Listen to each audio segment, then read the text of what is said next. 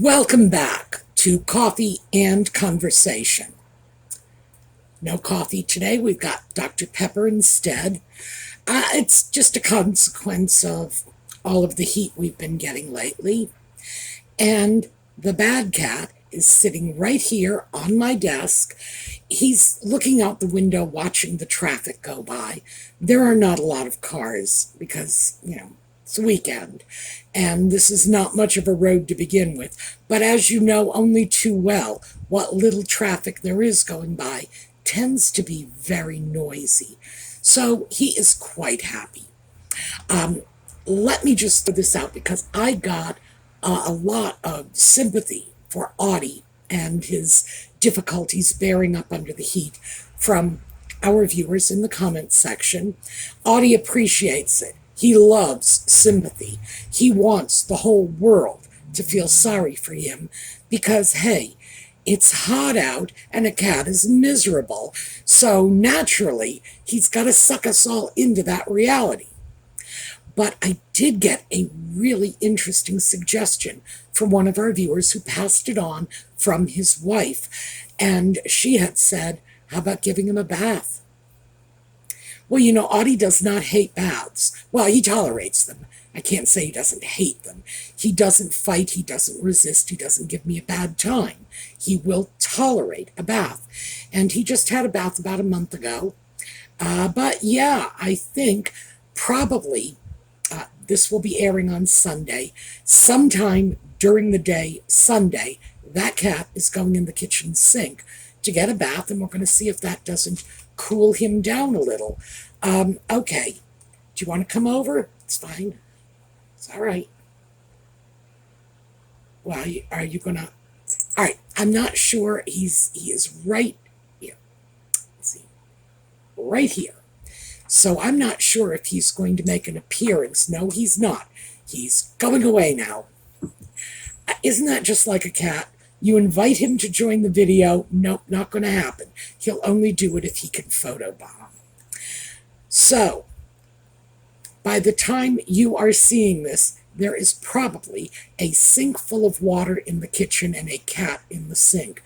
And maybe that will help. It can't hurt. And I don't know. I'm doing what I can to keep him cool and comfortable. But he's just unhappy. And I think that's about all there is to it. And of course, Audie is old. I'm noticing more and more lately, I'm seeing the little white hairs show up in his coat. And since he was a stray, and I really have no idea how old he is for sure, we have a rough estimate. I'm thinking he is around 10, but he's not a kitten anymore. And maybe this is just a normal consequence of getting older, having more of a hard time handling the heat. I know that's what it is for me, so hey, maybe it works for cats that way too. Updates on the cat food wars. As you know, I have been fighting the cat food war for about 2 years now, losing miserably, but I have decided we are going over to cat treats. Mostly because he doesn't want to eat because it's hot, and I get that. Nobody wants to stuff themselves in hot weather, and certainly not a little cat who's unhappy enough about the heat to begin with. So I looked up the nutritional content of Temptations, that's his favorite brand of cat treats, and that is what I am feeding him, just to make sure there's food in his belly. He likes Meow Mix, that's what he wants, but he throws it up. So it's kind of pointless to give that to him because it's not staying in his belly long enough to do him any good. And of course, I don't want him throwing up. In addition to no nutrition in his belly, there are a whole host of other issues with a cat just constantly vomiting. It's something that puts a great deal of stress on your system. So I don't want him getting sick. But it's actually working with the cat treats. Would I do this for a younger cat, for a kitten that might need higher levels of nutrition? No, probably not. But At Audie's stage of life, I'm going to feed him what he likes. I'm going to give him what he wants to eat because he's no longer a young cat, and I don't want that sort of constant misery of not getting the meow mix that he likes, and instead dealing with, here, you can have a little meow mix, oops, I'm going to throw it up. This is the path of least resistance. One of my issues with keeping Audie fed is he keeps himself fed. And I think I shared on another video that when my yard guy came to do the yard in the spring after the snow had melted, he said that basically the yard was full of vermin carcasses that Audie had been hunting all winter, just leaving the remnants behind. He was pretty impressed with the scope of Audie's dinner leavings, but Audie is a great hunter, and he can do a very good job of keeping himself fed if he wants to, but I don't want that.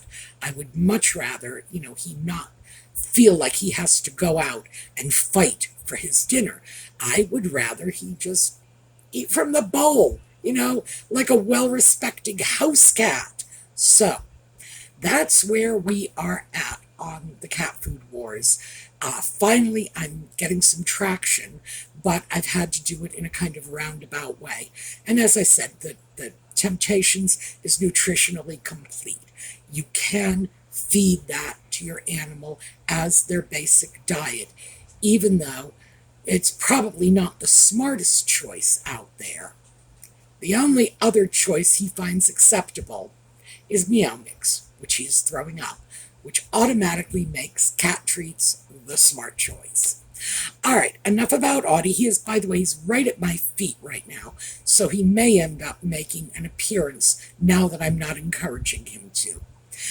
Okay, yellow for Catherine, for Lex's mom, for everybody battling cancer. I don't know if you can see it. We've got little tiny yellow flowers on this, so there's not a great deal of yellow on the scarf, but still, some yellow is better than no yellow. And to be honest, I am running out of yellow scarves. And believe me, not that I need any more. I've got a closet full of yellow scarves. It's just that in this weather, I want something very light like this. And this, by the way, this is a small scarf. It's only about 24 inches square. And it's something that you can't do a lot of fancy tying with. And what I find these scarves most useful for is tying them on a handbag. And I know that's sort of an affectation. There's no real value in a scarf tied on a handbag. It's just a thing people do. And I do occasionally do it myself, but because I don't have a lot of very large handbags, most of my bags are just smaller crossbody bags. Something like this works out very well. So I would say, even though you can't get into fancy tying of scarves like these, they absolutely do have their uses. All right, so enough about the yellow and the scarves and the cat, and we're just going to take a look at the intro and then get on to the video.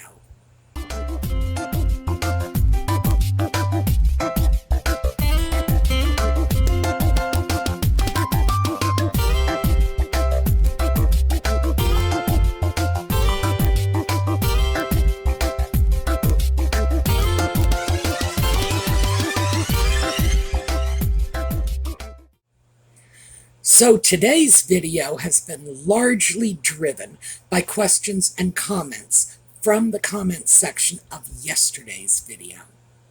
And let me start with one. I want to throw this out to all of you. I am going to do some research on this. One of our viewers had suggested that we just throw the topic of good, reliable products out there. Do you have items, ordinary household items, that you find to be reliable, worth the money, that you would like to share with the rest of us. This viewer had mentioned a handheld can opener.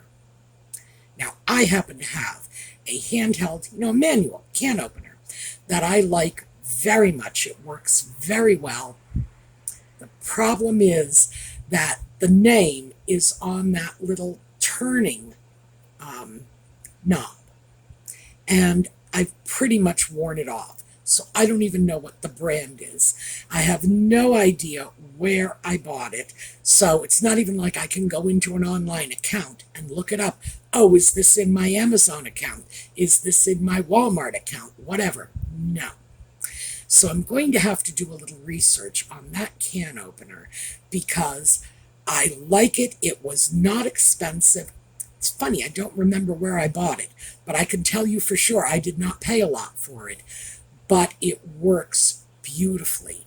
I've had this thing for probably about 2 years now, and it works as well as it did when it was new.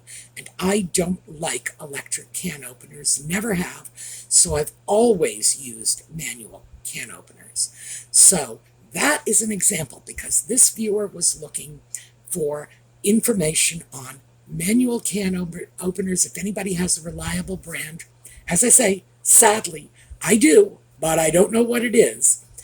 But other items, do you have things that you use regularly that you find to be very good, competitively priced, that you would like to share with the rest of us? So I'm going to give you 2 more. One, I use Scott toilet paper. That is my very favorite brand. And back in 2020, when you got whatever brand was in the store, dear Colleen sent me a care package full of Scott toilet paper. That was so kind of her. During lockdown, I was grabbing toilet paper in like massive packages. I think it was like 72 rolls I was getting from Target, because I'm surrounded by elderly people. So whenever I would find toilet paper, I would grab as much as I could.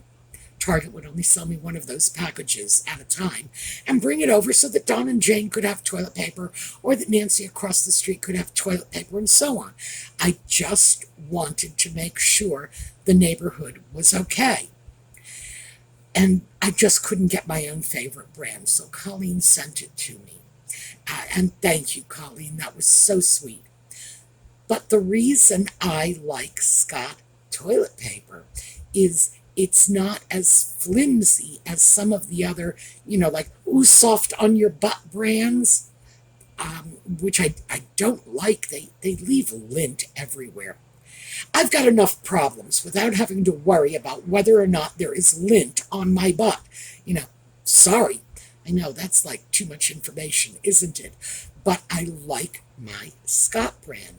It's competitively priced, strong and durable, gets the job done. Fantastic. And I did realize I was kind of wedded to that brand of toilet paper back in lockdown, when I just couldn't get it anywhere. Another one of my favorites, because thinking about toilet paper, I like Viva paper towels. Oh, and for our friends in the UK, it's kitchen roll, which I guess is like toilet roll. I'm not sure. Don't wipe your butt with the Viva. Actually, you could. It's pretty soft, but that is my favorite brand of paper towels. Again, strong, durable, competitively priced.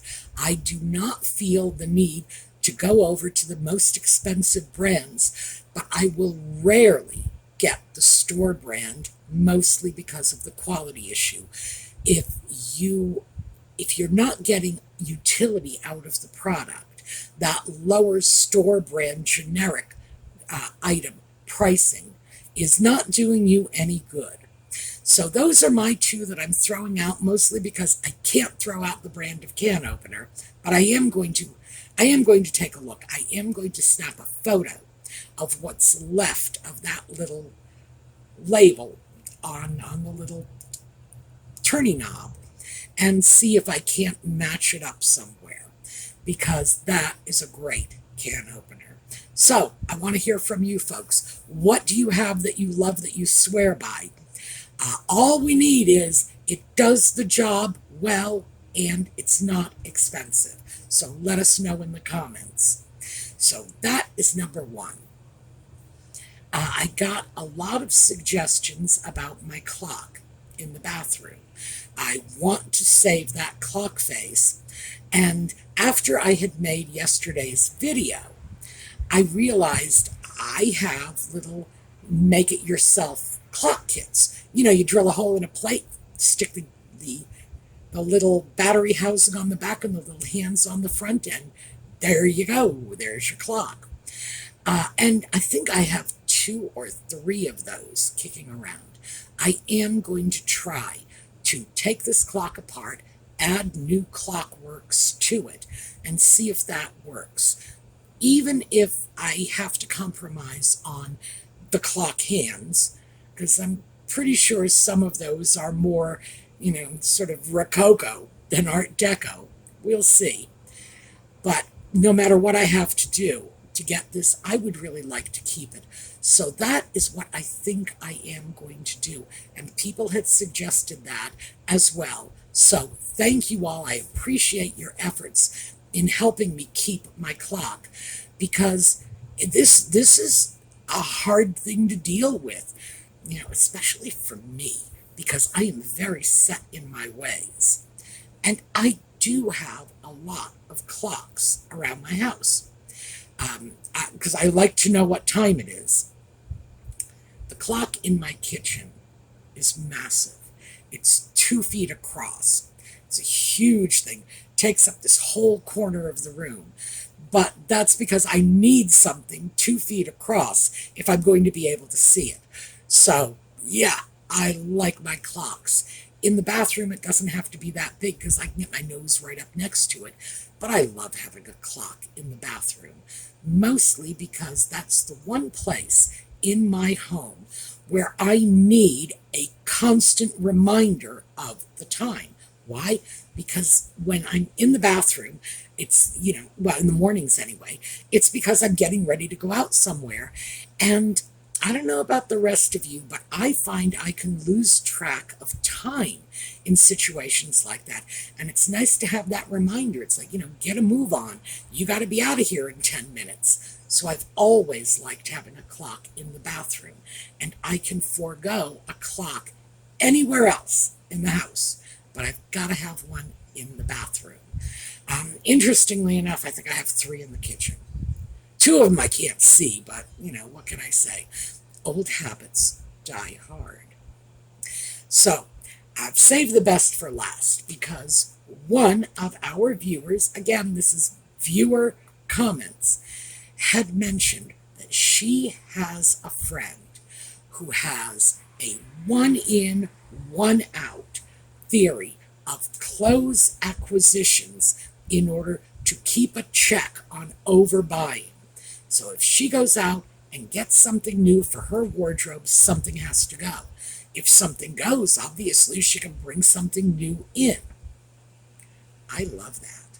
And apparently the way she regulates this is by regulating the number of coat hangers in her closet. So, now I do this, I think I've mentioned, with my books. The bookcase behind me, this is where my books are. And when I run out of space in that bookcase, something has to go, because I will not exceed that bookcase. I say, while I've got a stack of books on the arm of the chair behind me that I have not even tried to stick in the bookcase yet. Those books, by the way, are mostly about topics I do videos on. So they're not they're not my books. They're sort of my business books. They're my YouTube channel books. And so that kind of makes them your books. But yes, I'm pretty good about doing that with the bookcase, mostly because books have a tendency to get away from me. Print materials in general have a tendency to get away from me, mostly because it's that whole, I can't really read it anymore. But because there was a time when I could read. I'm pretty darn sure if it's written somewhere, it must be important, so I'm reluctant to throw it away. Same thing with books. It's an old habits die hard, but I will not allow myself to creep out of the bookcase, except, of course, the chair, which is right next to the bookcase, which has kind of become the bookcase annex, and I got to do something about that because I didn't even realize that was happening until I just started sharing this with you. Now, you folks are the best therapists. You really are. But I've never thought about bringing that system into my closet. And I really should. I have things in my closet, things that I have acquired over the last year or so that I'm not sure why I have done this. I recently discovered, and this is very embarrassing, but I'm going to share it with you anyway because, hey, we're all friends here. And if I can't bare my soul to you, who am I going to bear it to? I recently discovered that I have 2 identical t-shirts. They are just plain blue linen t-shirts. Nothing special about them. I just have 2 of them. Why? Because they were on sale. And, well, that one t-shirt was on sale. I saw it and said, this is a good deal, bought it, and then apparently I forgot about it, and a few weeks later said, this is on sale, and bought it again. Now, a better system would have spared me that. On the other hand, I like the t-shirt very much, and it's a nice light blue, so, can I use 2 of them? Sure, I can. It's not like, one of them is just going to be gathering dust. I'll wear them both. But it was a mistake I shouldn't have made.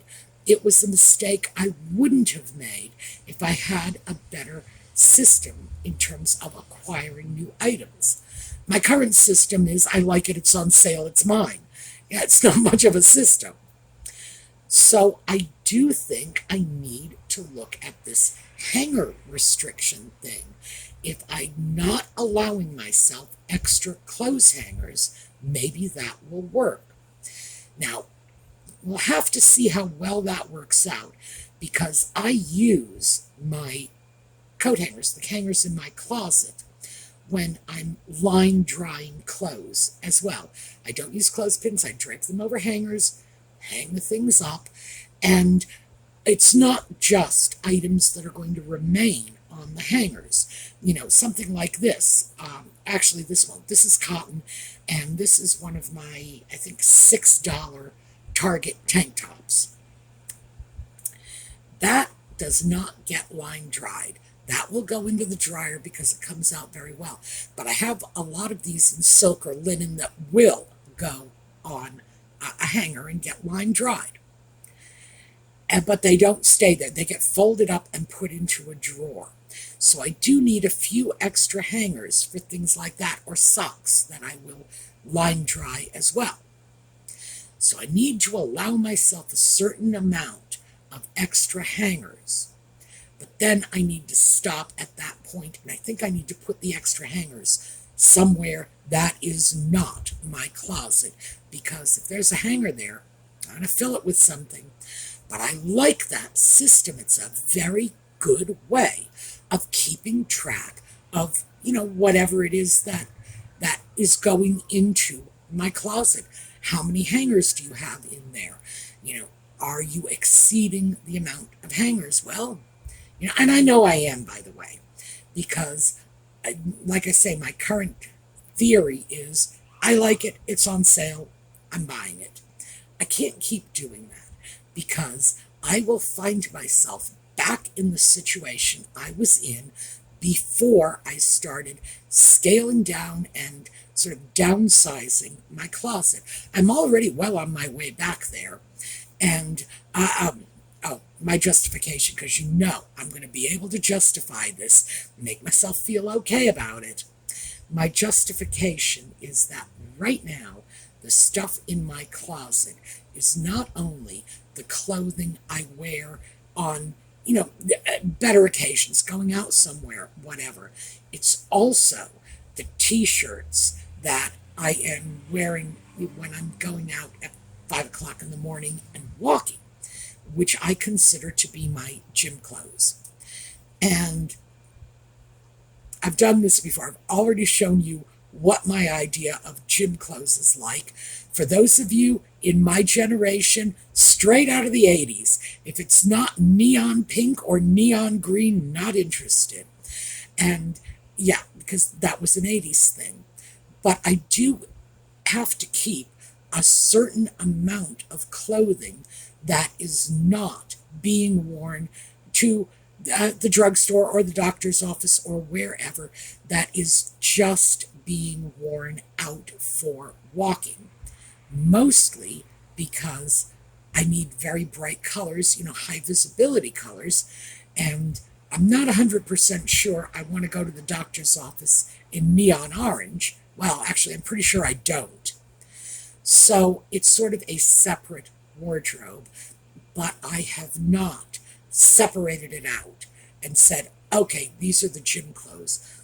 And I do need to do that because traditionally my gym clothes have been the very same clothes I would wear to the doctor's office or the drugstore or wherever I'm going after they have gotten a little too shabby for me to be comfortable wearing them out in broad daylight. 5 in the morning is not broad daylight. So clothing that is still very comfortable, that I like a lot, yeah, I'll wear it out, at the crack of dawn when nobody is on the street but me and, frankly, there's a drug dealer downtown. So me and the drug dealer downtown, we're the only ones on the street at that hour of the morning. And so I don't have to worry about what I look like so much. And given the fact that that clothing goes on my body and an hour later it's in the hamper because, yeah, I've been walking in it. It's, gym clothes. It's by design getting sweaty and grubby and whatever. So I have to do that. And I think once I have isolated those items and said, okay, these are the cheap cotton t-shirts I'm getting from Target, which, gosh, they are comfortable. They really are very, very comfortable. Well, and I do wear them because, like I say, this is a cheap cotton tank top from Target. And I'm wearing it making a video because, again, comfort, and it's hot, and I'm willing to sacrifice style for comfort, but still, it's a nice enough piece so that I don't have to be saying, oh my goodness, I'm so sorry I wore this disgusting thing on the video. No, it's just not as nice as I would like it to be if I were going out somewhere. I don't know. Maybe I ought to rethink that because, hey, I'm on camera. This is being preserved for posterity. Maybe I really need to up the level of the clothing I'm wearing for these videos. Although, I'm not going to do that until the weather is a little more conducive to that sort of thing. Right now, I'm just dressing for comfort. But I love this idea. I know this has been this long, crazy ramble. But I'm learning things from what our viewers are putting out there. Limit the amount of hangers. 1 in, 1 out. I think I can work with that. I really do. All I need to do is to make sure I have what I need. Do I actually need like an extra sweater? Do I have enough sweaters? Do I need another one? Yeah, I'm sure I have enough sweaters, but you know where it's going to get me. Okay, I will share this with you. It's going to get me in my sweatshirts because I have a lot of sweatshirts. I kind of collect them. And they're all, major universities from around the world. So, yes, for my UK friends, I have Oxford, I have Cambridge. You better believe it, they were among the first in my collection. But, here in the US, I have just a stack of Ivy League sweatshirts, Harvard, Yale. I have sweatshirts from universities I have gone to. And, That's what it is. It's because I've always said, if you're going to wear somebody's logo on your body, at least make sure you're intimidating the people around you. And nothing is more intimidating than a nice sweatshirt that says Harvard or Cambridge. Yes, you can make people feel very insecure and inferior with a sweatshirt like that. But yes, that is where I think I'm probably going to fall short. We'll have to see about that. However, sweatshirts are very, very practical. And I don't know. I don't know the extent to which I'm going to sort of narrow that down, but I probably do have as many as I need right now, even though I would love a nice Princeton sweatshirt, and I will make an exception when I find one of those in colors that go well with the rest of my clothing. So yeah, there you go. But again, the point of this is one in, one out. All right, I did have more that I wanted to discuss. However, we're already well over time right now, so I'm just going to have to save it for another opportunity. So the takeaway from this is one in, one out. Let's take a look at the things in our lives that are inexpensive, doing the job correctly. Let's just throw it out there so that we can share this, because this is a group of people, our YouTube community, with a vast body of very, very practical knowledge and skills. And hey, we can share and we can learn from each other. All right, we're going to take a look at a slideshow on the way out. I will see you all next time. If you're with us for Just Chatting, that's tonight, 8 o'clock, and that's New York City time. So, in the meantime, have a terrific day.